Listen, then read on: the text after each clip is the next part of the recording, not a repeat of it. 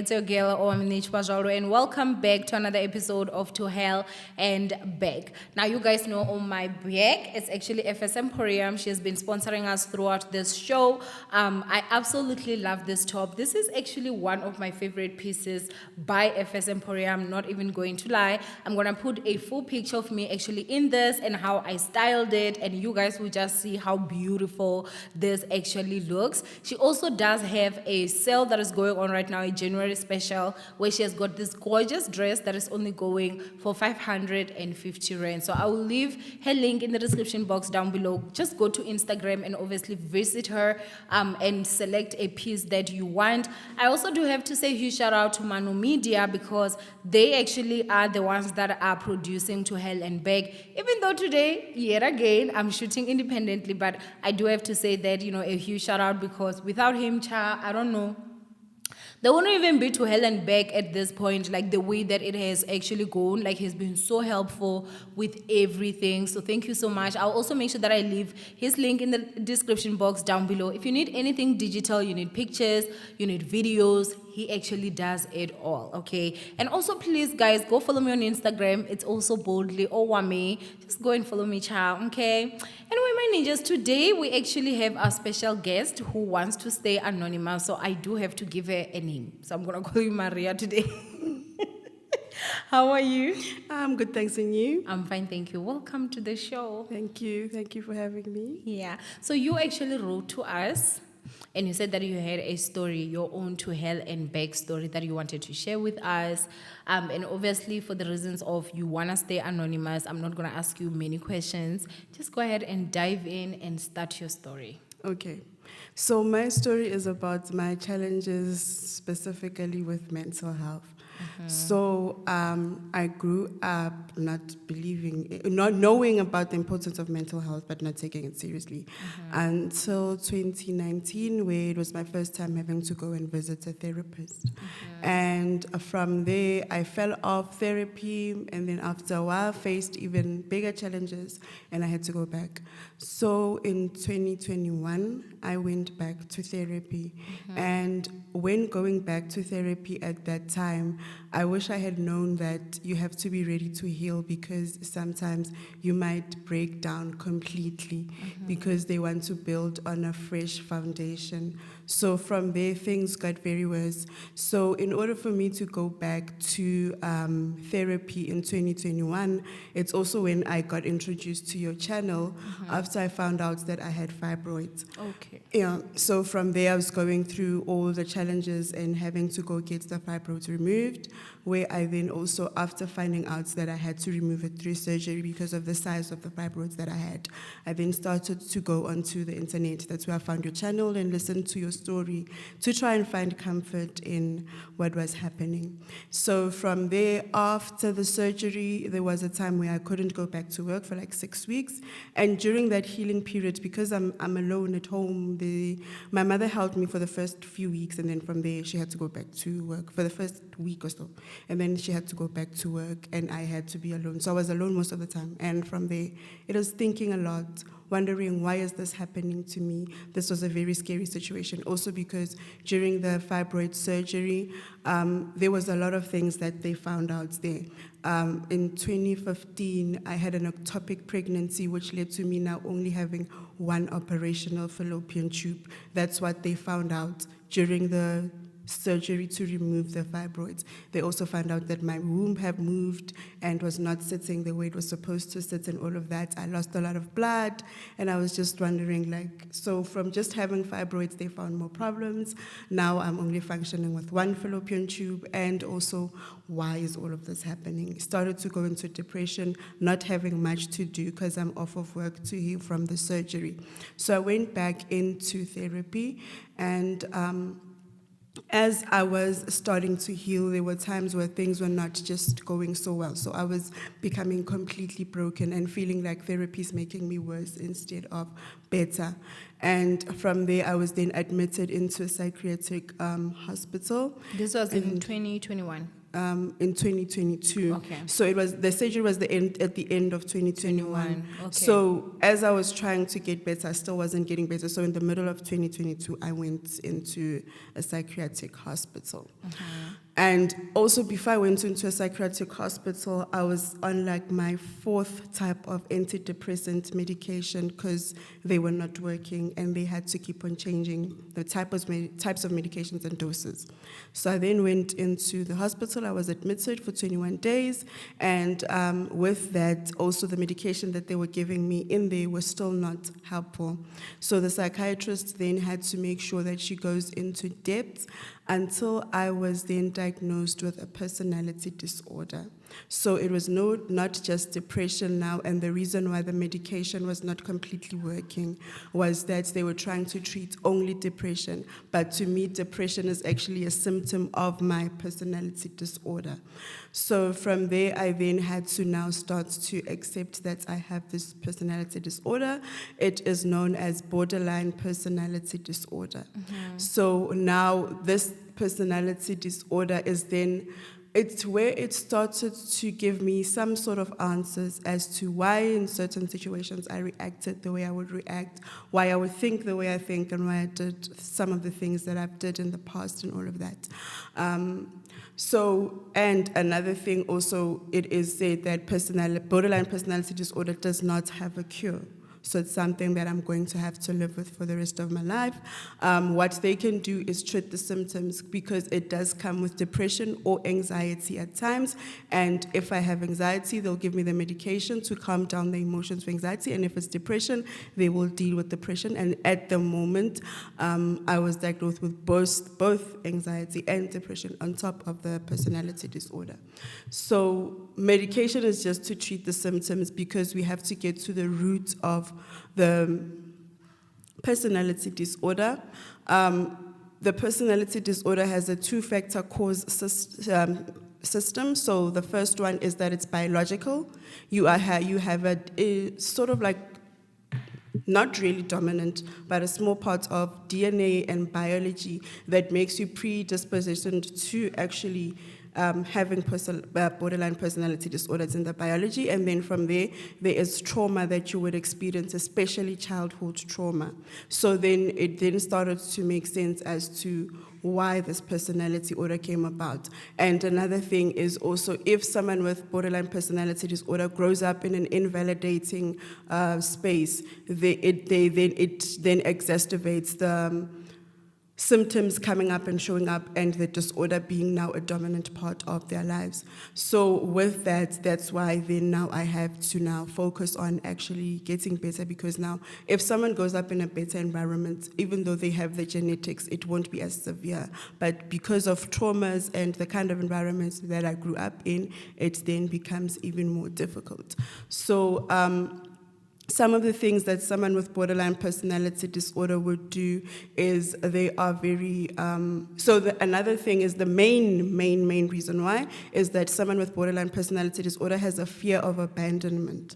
Because they grew up in an invalidating environment, people always making them feel like they are bad for who they are, what they are, things that they feel they cannot inherently change within them. They then feel like people are gonna leave them just because of this personality disorder, which they wouldn't know they had at the time, and or some of the things that they're doing. But those things are then symptoms of the disorder. Some of the things they would say is emotion dysregulation. Other people would say it's being moody, going from 0 to 100, like very quickly.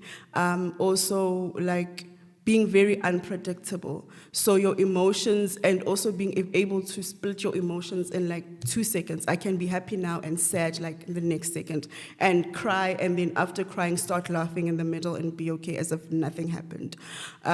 Sometimes it lasts for hours, sometimes it's days.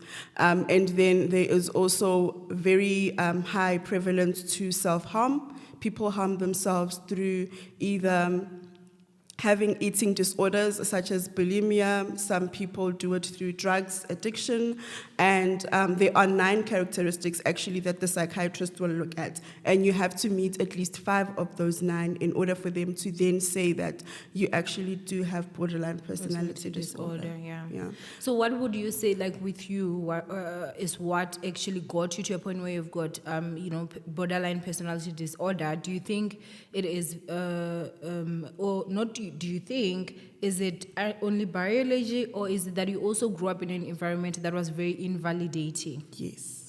Okay. I also grew up in an environment that was very invalidating, and also past trauma such as molestation at a young age, and then being physically abused by relatives at a young age, and also the invalidating environment, having people that you trust and people that should care for you telling you that you're useless. For example, because of my moods, I have a family member who would sometimes say, if you were not my family member, I would never speak to you, because my moods can be very severe. And also another thing is with the borderline personality disorder, I sometimes say that our emotions are on an amplifier. So what sometimes you see as a reaction, as being overreacting, to them it's genuinely what they feel. The highs are very high and the lows are very low. So if I am happy, I'll be extremely happy, like making a noise. Everyone that is close to me will know that I'm happy. And when I'm angry, it's the same. When I'm sad, it's the same. When I'm sad, like I'll feel physically debilitated, don't want to get out of bed, don't want to eat, don't want to talk to people, and all of that. So then some family members would then see that as being too moody, and they can't live with someone who, when they're happy, everyone has to be happy. When they're sad, everyone has to be kind of sad. And that's how you react. A child would, like with my siblings, one of them would be beat up for the same thing that we both did. And my sibling, after 10 minutes, would be happy again. But for me, it will take like 3 days or 4 days not speaking to my parents, because I felt it higher than the other person. Yeah. So it also takes longer to get over certain things, because you're not feeling things at the same or a normal kind of intensity. That's why when we have, for example, anger, it's extremely outrageous. So you would have felt it higher than your sibling. Yes. But now what I actually want to get to is, you spoke about molestation. Mm-hmm. First of all, I'm really so sorry that happened to you. No problem. How old were you?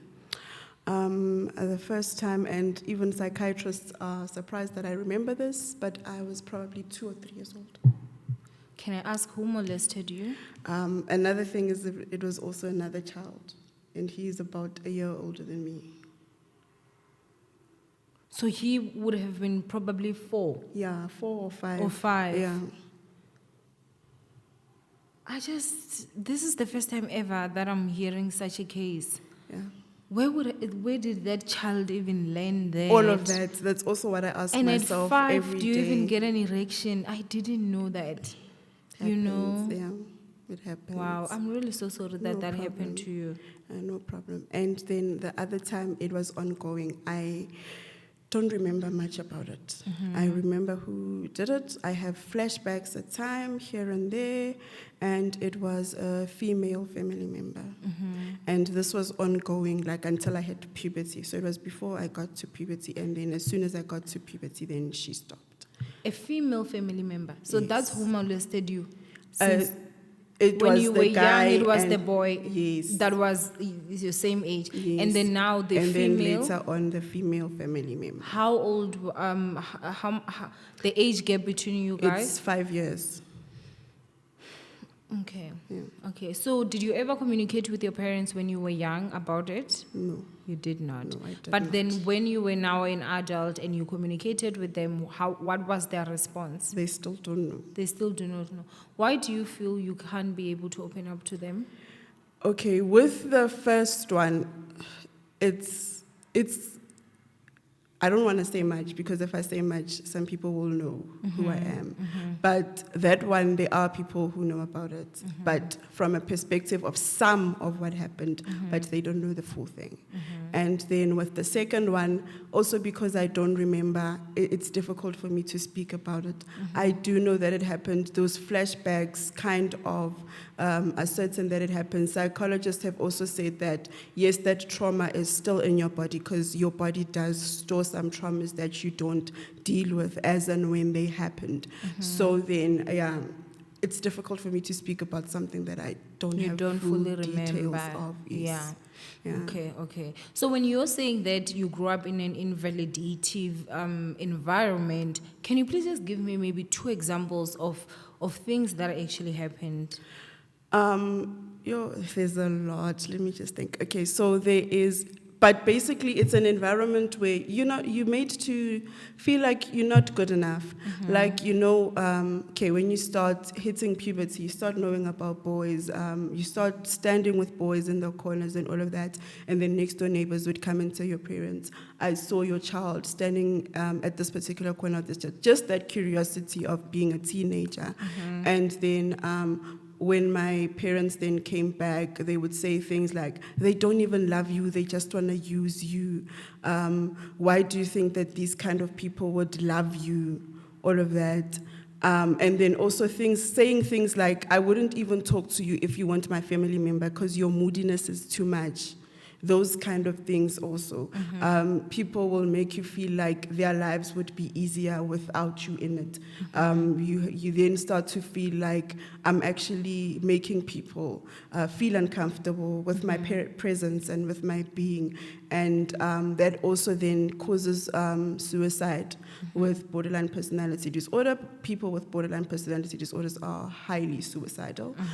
Even if they don't try to commit suicide, they think about it more often than anyone else. And I did start to think about suicide from a very young age, and before I was even a teenager. And also, I have tried only though to commit suicide once. You've tried, so you've attempted once. Yeah, only once. Okay.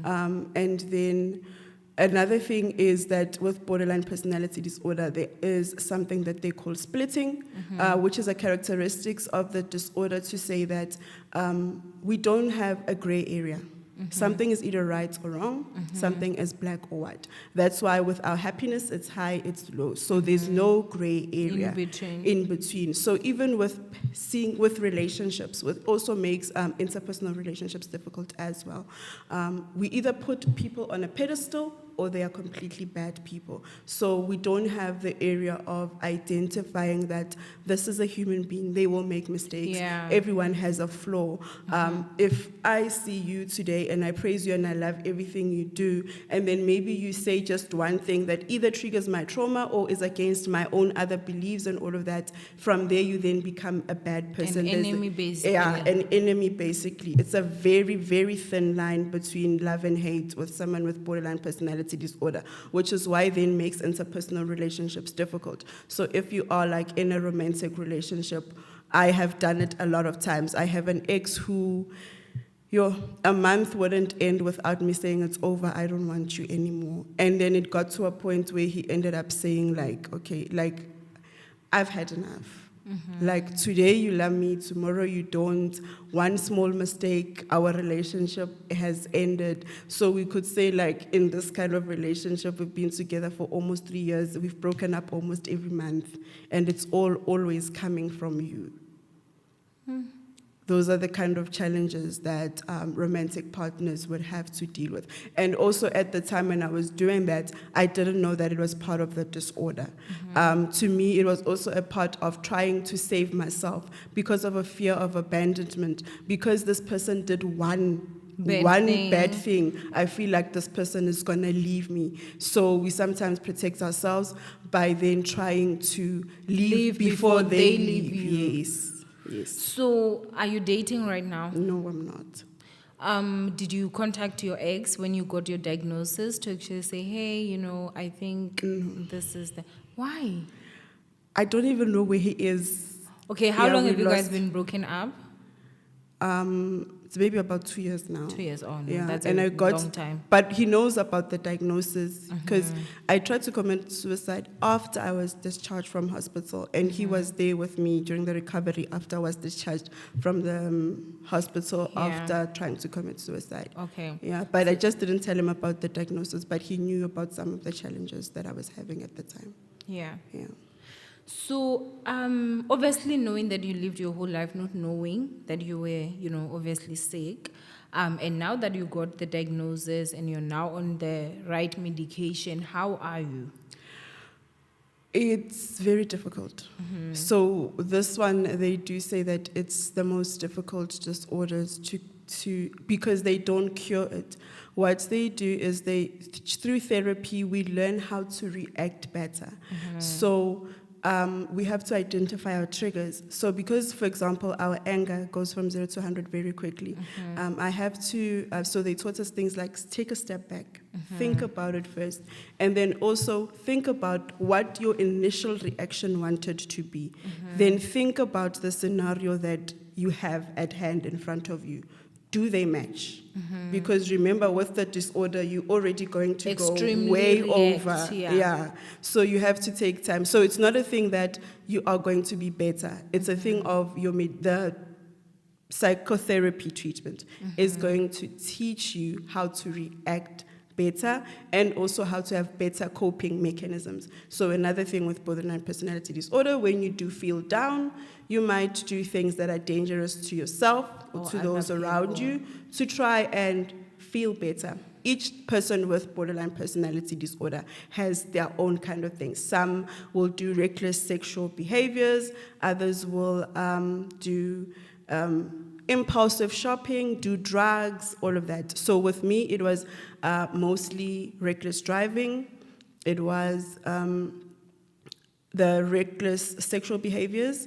It was the impulsive shopping and also some sort of self-harm, but not as severe as other people with borderline personality disorder would have. And also just the moodiness and all of that is just what then, and also the inability to have stable relationships. Oh, okay. Yeah. But then, like with the reckless sexual behaviors, can we dig into that? Okay. What is that? It's like you don't care. You have sex with anyone, one night stands. You can also have a relationship just to have sex, to feel that void that you have inside, because there's also a lot of feelings of emptiness with borderline personality. So you would want to try and feel that void that you have inside of you. So you're just going to not even think. So there's a lot of promiscuity, let me say. Yeah. Oh, so that's okay. what you would then be doing. Yeah. And also unsafe sex, not thinking about the consequences of all of that. Yeah. Yeah. Oh, okay. Wow. So I think that for me, you are on depression medication, right? So Yes. that, because from what I know, maybe you can correct me, is that depression medication actually suppresses your feelings. How would you say when it comes to feelings? You know why I'm asking this? Because I'm looking at you and I am seeing nothing. Like you're looking at me, but it's almost like, even when you're talking, it's like, because even when I met you, when you came and I was the other side, like I was like, okay, like obviously I'm showing like, hi, how are you? I'm hugging you, and you're just like, hi, where's the bathroom? Like that was it. Like, do you understand? Not that there's anything wrong with that, but I'm just saying like your reaction to anyone that I've ever met is the most different one. So I just want to know, like, when it comes to you reacting, when it comes to feelings, would you say that, how are you right now? Okay, it's not even a right now situation. It's just how I've always been. My facial expression will never show what I feel. Oh, okay. Yeah, and then this one, I'm not sure whether it's the symptoms, because some people say it's the symptoms, because what happens is when we have emotions that are too high, sometimes to cope, our emotional mind will leave. Oh, okay. So it will disassociate. So they call it disassociation. Okay. So it's something where someone will mentally and physically be here, but emotionally they are not Yes, here. that's what I'm saying. Are you here right now? I think so. Or maybe, I don't know. Yeah, I think so. Is it? Yeah. How are you feeling? I'm just so interested. Because I can't read you. Almost everyone, like, guys, it's either they are excited, some people, like, they're very excited, like, and, obviously, and then some people are just, they're feeling some meat, but you can still see, like, and then some people are obviously, like, hurt. Some people are already crying because of the stories that they've gone through. I can't read you. So how do you feel right now? Right now, I'm very calm. I'm okay. I'm relaxed. Do you have any feeling of happiness? Do you have any feeling of sadness? Do you have any? So you don't have anything right now. I'm okay. You're just mid, Yeah, right? yeah. Okay, that's very interesting. I'm also so interested. I'm not someone that obviously knows a lot about health and mental, illnesses.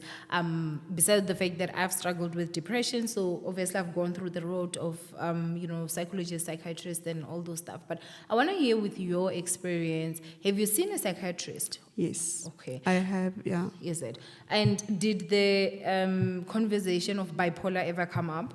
It was part of the discussion. So when I was getting a diagnosis, I was asked to do a test and a lot of research. And with that test, they were comparing the two. So both of the disorders have 9 criteria each. A lot of people do say there's a lot of similarities between bipolar, especially bipolar type 2, because there's different types, and borderline personality disorders. Yeah. So when they do diagnose you, what the psychiatrist did is she gave me information about bipolar and she gave me information about borderline personality disorder. And she asked me to go and think about situations that have happened in my life. Which way am I likely to react? Yeah. And remember, because of the 9, you have to get 5 out of 9. So I got mostly 5 out of 9 for borderline personality disorder. There were some overlaps with bipolar, but because there are some instances where I didn't match most of the criteria of bipolar, they then said it as actually, it was ruled out. Okay. Yeah. How do you feel the fact about your diagnosis? Like, how do you feel? Because I know that I was once diagnosed with something, obviously like depression, right? And I think it took me time to kind of adjust to it and also accept it, because it's something that is so foreign, especially to us Black people. It did take me a bit of time. I mean, I went into denial, no, I'm okay, and this, and I could say I'm struggling and stuff. With you getting this diagnosis, how does that make you feel? At times, it's very difficult to accept. Especially when you read, because sometimes I do sit down, read a lot about it and watch a lot of YouTube videos just to try and understand and see also how I can help myself. Because with therapy, you only go once a week and then it's 1 hour, it's limited time at times. So there's a lot that sometimes we don't get time to go through. And because for me, it's a slow process because of sometimes we're trying to make progress, then something happens, then we go back and all of that. So with me, it's difficult. And sometimes I do accept that's the days where I would sometimes read about it, try and understand so I can be a better person and also just be better because it's very painful. Especially the downs, the depression, it's very painful. And then other days, it's just sometimes difficult to accept. It's still very difficult to accept, especially when you try and find out more about it. A few weeks ago, I found out that the reason why they also call it borderline personality disorder, it's that it has some characteristics of a sociopath, but then it also, there's some things that, the main characteristics of being a sociopath that are missing. So that's why it's not actually part of being a sociopath. Yeah. Wow. Well, I also want to get into, you spoke about going through, the fibroids journey, and you spoke about how you were sitting and you were asking yourself, like, why me, and all that. Can we just get into that, Nay? Okay. Obviously, I'm so happy that you actually got my video because that is the reason why I actually made those videos. Okay, so for some of you guys that do not know, I actually had my operation on the 9th of December, and that was in 2020. I can't believe it has been that long. you know. And it was really a scary situation, I won't lie. The first thing that I also did when I found out that I had fibroids, I had to go on the for operation, I also went online to try and Google, like, what is it? And you know, it was a bit scary. I didn't really find someone that I could relate to, so I'm happy that at least my video was able to help you.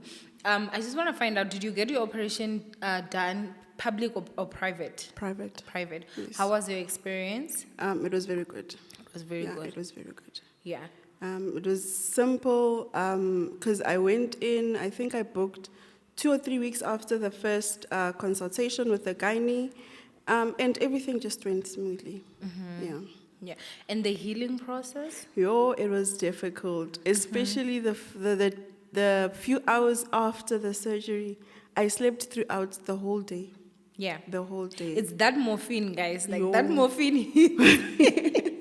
No, I actually even had it, like, you could be able to just pump yourself. That 8-minute button that you could press, I never skipped.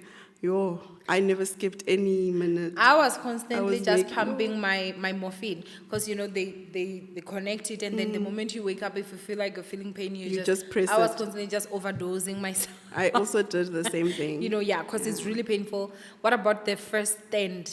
Like, I almost fell. And the nurses got concerned, and then they did a blood test to test if I still had enough blood. And I had to have like 2 pints of blood donated to me. oh, so you Yeah. had lost a lot of blood. Yeah, I had lost a lot of blood. Yeah. Yeah.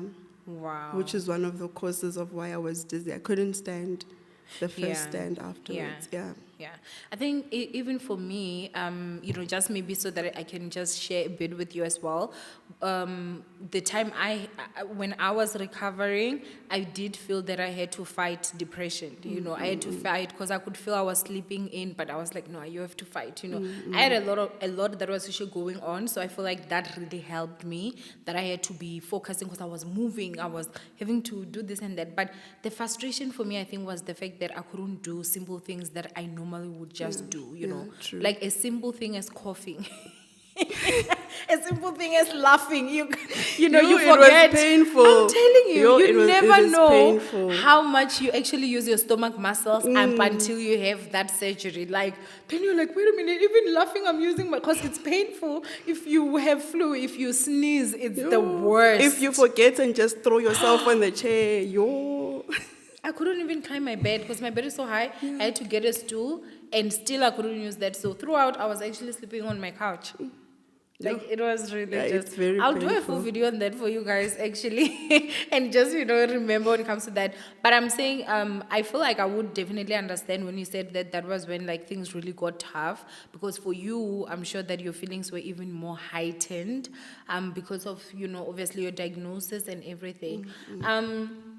So at this point, how does your family feel, or rather, like, what is their response to your diagnosis? As Black people, it's chemical engineering. Is it? Yeah. So are they now like, hey, I know, go, wait, I know someone, hey, well, this, do this. Yeah. I think as Black people, we still like a lot when it comes to, like, mental health. I remember I also went to one of my parents, which obviously, and I was like, you know, like, I'm going through depression. The time my mom had just passed and I was going through it, it wasn't too far. And he was like, my depression is more than yours. I never ever went. I never ever went, you know. So I think that, yeah, in our community, our parents, they just, mental health is something that does not exist in their vocabulary. And I think that they just need, you know, education, but please trust and understand, it's not only you. Yeah. It's not only your family. Trust and believe. You know, I've even seen, like, those funny videos on TikTok where someone is like, after you attempted suicide and you failed, or maybe you went to therapy and you said you've got depression, and then maybe, like, they're coming and they're like, can you be able to wash the dishes or depression? You know, stuff like that. And they do have. Yeah. You know? They're not that severe kind of negative. They kind of do know, like, but I think for them, they thought that it's a small little depression, you'll get over it kind of thing. And not that it's a personality disorder kind of thing, yeah. It's more severe than just the normal depression. Yeah. I think that's just another thing. But now that you're on depression medication, do you still get depressed? Yes, I do. For borderline personality disorders, the medication is trying to stabilize the emotions. Remember, it's also about emotional dysregulation. So trying to stop getting from 0 to 100. Trying to stop being happy one moment, angry the next, sad the next, having 4 or 5 emotions in one day. They're just trying to get you to be normal, just so that you can be calm enough to even go to therapy, calm enough to be patient, because the therapy process also takes longer than in any other mental illness, despite other personality disorders, because personality disorders would also be treated. Each personality disorder would be treated differently, because there's about 10 personality disorders. So yeah, the meds are just trying to stabilize the mood. So I also have to then practice constantly what I'm taught in therapy. Learn to calm down. Another thing is learn to sit with emotions. The reason why we people with borderline personality disorder also self-sabotage a lot. And the reason why we do that is because it's difficult to sit with those heightened emotions. So when I am extremely sad, I'll do something dangerous to try and get away from that feeling, Pain. to try and distract away from that feeling. So we have to learn to get better coping mechanisms instead of going for a drive knowing very well that I'm not going to be driving safely on the road. I should rather maybe listen to music or watch a movie, read a book or something like that. So they're teaching us how to do that. And it's also trying to not act out of impulse, because there's a lot of impulsivity. That's why the sexual recklessness, because you're just acting out of impulse. Whoever is available at the moment, if you're at a club or just walking on the streets, because of those impulse and trying to fill those voids and trying to get away from those difficult emotions, you'll just do disruptive things. So the main thing is to fix the reaction to triggers, to understand triggers, and it's not largely about the medication, because there is no medication for BPD and there is also no cure. Yeah. Yeah. What would you say is the most extreme thing that you have done while saving an episode? I even got fired from work. Don't tell me you slept the boss.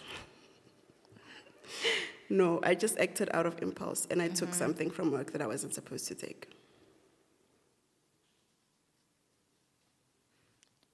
Are you working now, though? You got another job? Not yet. Not yet, not at the moment. So this really just affects everything about your life. It affects everything. It even affects work performance to a certain extent. So we know these days we hear the word toxic work environment. So other people, they'll be able to handle that depression and leave. Other people will see that it's a toxic work environment and find better ways to cope around it, learn the work politics and how to actually deal with that kind of toxic work environment.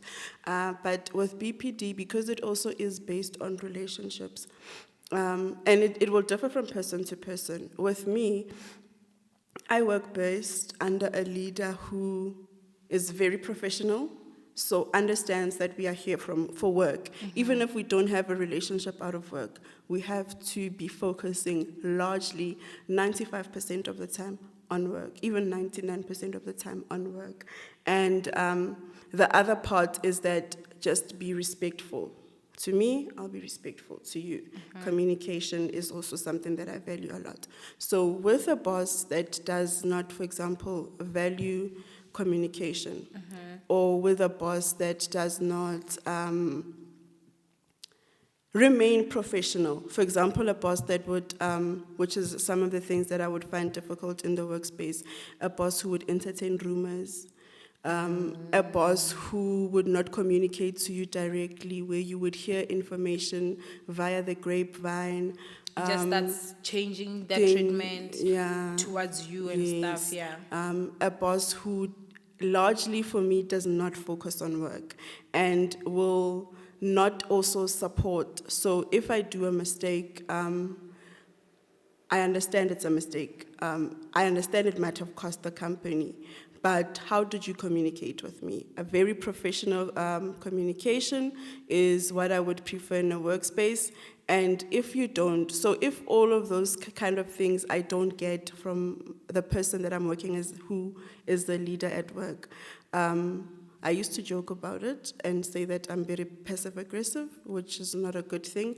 But I then become the negative employees who come late. I do the bare minimum. Not really interested. I clock in, clock out. And because now another thing is BPD can't do the black and white, I won't be the normal performing employee. I'll be the underperforming employee. And when I have a boss that meets all those needs, I'll be that overachieving employee.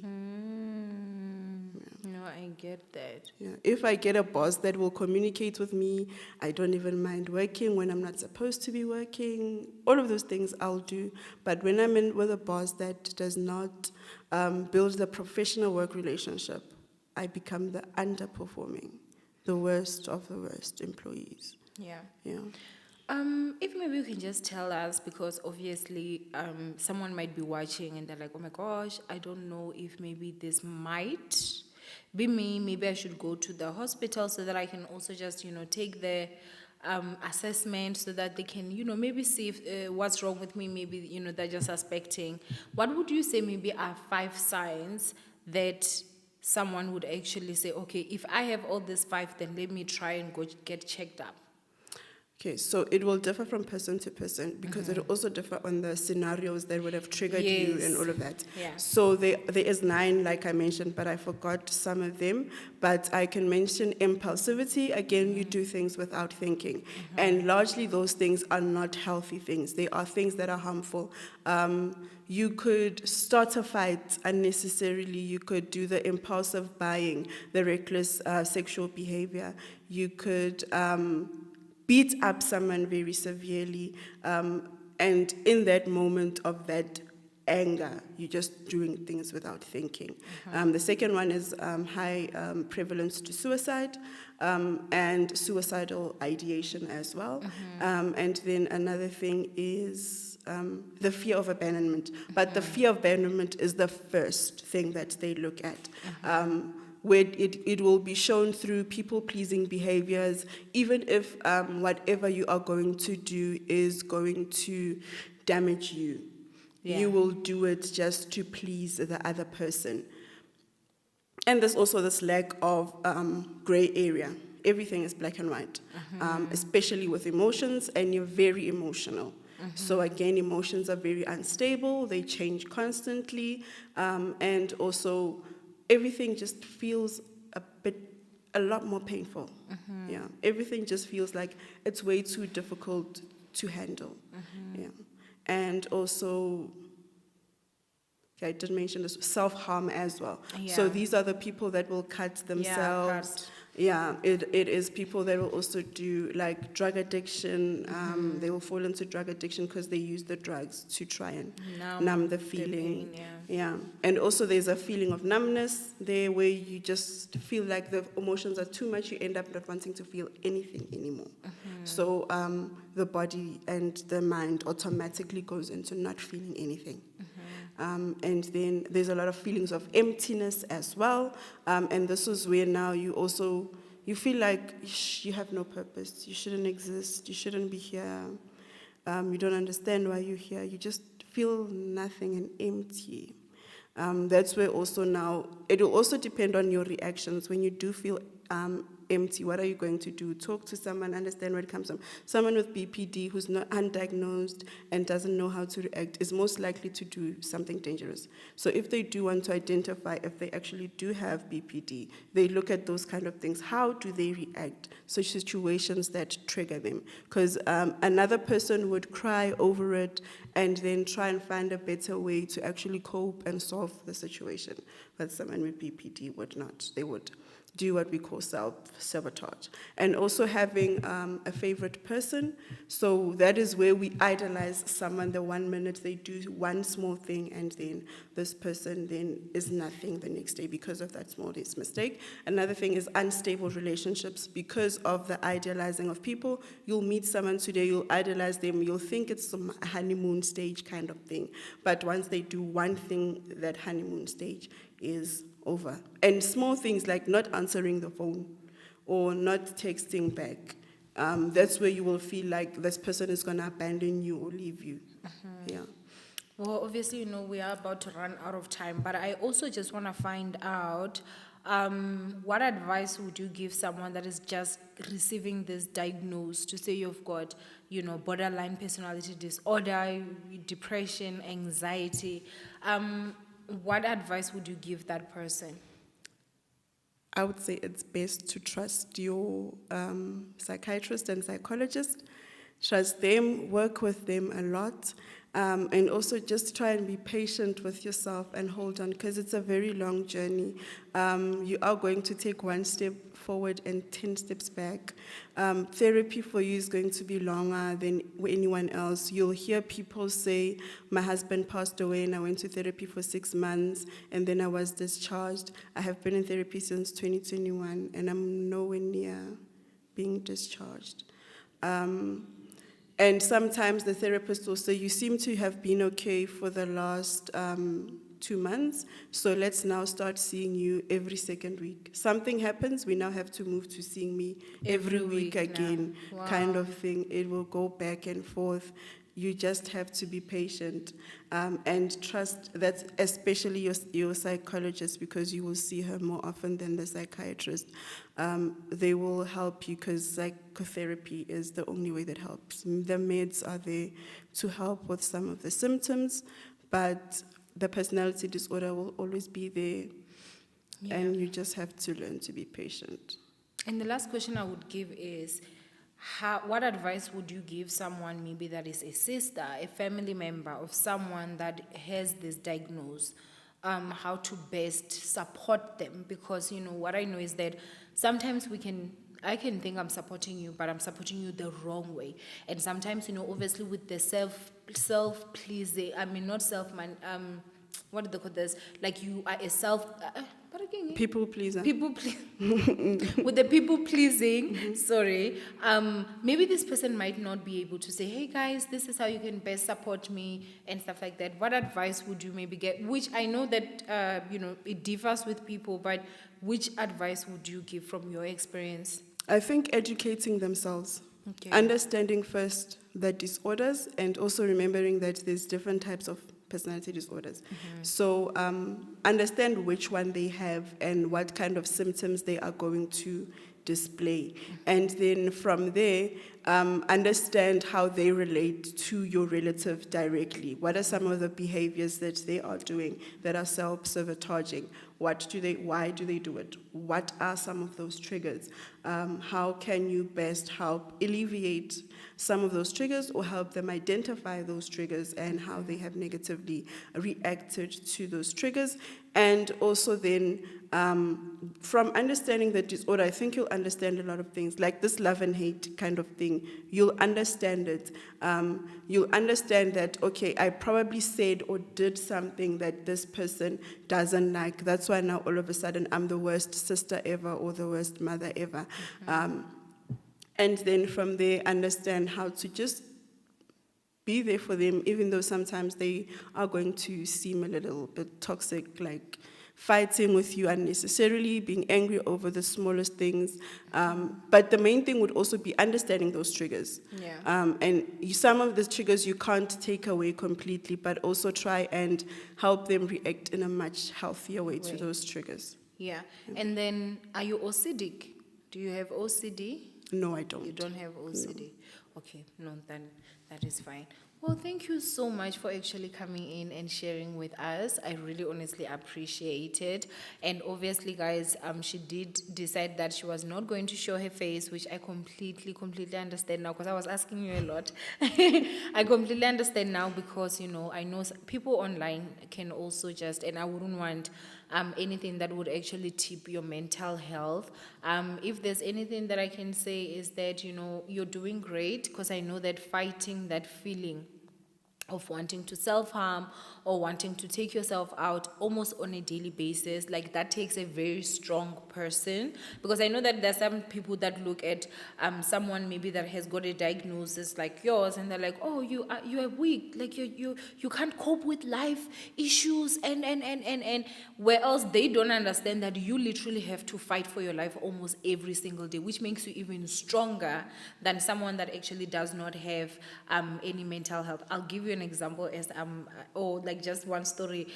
So I do actually have a sister who's like a twin. Most people don't know this, but we'll get to that one day. And I remember my sister, she actually has two beautiful babies. At that time she had just given birth to a beautiful daughter. And her baby was only a week, I think she was maybe about 6 days, somewhere there. And then we're video calling because obviously I want to see the baby. I was constantly video calling her because I just constantly wanted to see my baby, right? Her daughter. And I remember calling her on the 6th day after she gave birth, and she was like fully fine. Like, she's bathed, she looks nice, she even has earrings on, her hair is done and everything. And I remember I was dealing with something minor, like this was way after divorce, so it wasn't even about divorce, but I was just dealing with something small and I was crippled, like I was literally not coping. And I remember actually just talking to one of my friends and I'm like, today I just saw how different we are. I have something so small and I'm here in bed, literally in my blankets. I can't even get up. I can't. And she just had a baby 6 days ago. And girl is out here, earrings, looking nice, and her baby's there and everything. And knowing me and the struggles that I have with mental health, I was like, I feel like if it was me, my mental health would be tipped like this. The post depression, what I'm like, I'm sure I would be deep in that, and I don't know, somehow it really made me sad. It really made me sad. It just showed us how different we are, and True. I was just so saddened. I was like, God, why can't my mental health be like hers? So I think that we once you struggle with depression, like that's for life. You just have to learn, how to deal with it. But most of the times, actually, situations when they come, we struggle, because what I've also realized, like this is something that I had to learn by myself, was that when you struggle with depression, it goes because you fail to accept situations. We fail, like we really fail. If this was to spill, I can look at that and I blame myself, like, why did this happen? I wish this did not happen. I will think about it, and it will get me to a depressive state because I cannot control it. Are you a control freak? No, not necessarily a control freak, but more of a perfectionist. Yes, Yeah. that's it. You are a perfectionist, because that is one of the, I feel like, the characteristics. For me, it goes with like my work, but now I'm getting better. Like even when something is not looking the best, I'm like, let it go. Yeah. But when it comes to my work, I'm a perfectionist. It's almost like no one can be able to do this. That's why I've struggled so much to get an editor, because I just feel like they are not gonna do the way, that's what yeah. I'm saying. Yeah. So it is a journey, and I'm really happy that you are seeking help. I'm happy that you're even talking about it now. That shows obviously everything. That you are obviously like, I don't know how to say it, like you're moving. Yeah. You're going there. So yeah, man. I don't think I'll ever forget you. Never. Because even when you're laughing, it's like no one is home. It's like, listen, I'm here, but I'm not here. But I'm seeing you starting to come, you know. So I guess you're now starting to experience happiness. I'm happy that at least I was able to do that for you. Anyway, ninjas, obviously mental health is very, very important. If you are someone that is struggling with mental health, I always say this on all my my platforms. That you can actually go to a public hospital. You go there, you talk to a doctor, and you actually say, "Hey, I'm struggling mentally." What the doctor is supposed to do is he's supposed to refer you to the psych ward, or rather, you know, the psych department. So you are gonna get a psychologist. If your case is a bit severe, you would have to see a psychiatrist as well, and they will be able to best help you, obviously, and support you mentally. So you do not need to have money in order for you to see a psychologist. You can be able to get the services for free from a public hospital. I always say that my therapist that I still use today, who obviously now, because I can afford, I use them on the private sector. But when I started with her, and for years, I was in the public, and to show how good she is, even when I can afford privately, I never said, let me move.